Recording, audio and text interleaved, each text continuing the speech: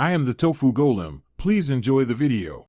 You start by confirming that your device is running One UI 7 because interface options differ across builds.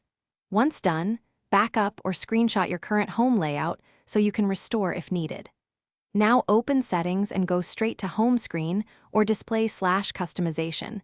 This is where search bar options live.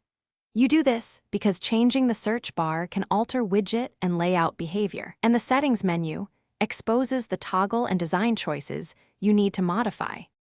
You now change the actual search bar properties. Tap Home Screen, then search bar settings or widgets customization depending on your phone. Choose style and position so the bar fits your grid. This matters because positioning affects gesture space and app icons.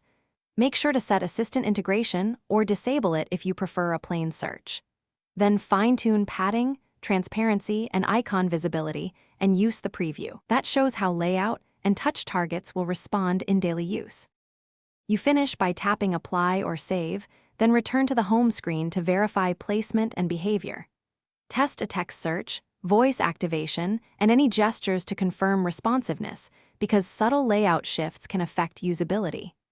If the bar misbehaves, make sure to reboot or clear the launcher cache. If problems persist, reset home settings to default and reapply your custom choices. That troubleshooting tip resolves most conflicts caused by cached layout data or incompatible. Thanks for watching. Consider subscribing if we helped you today.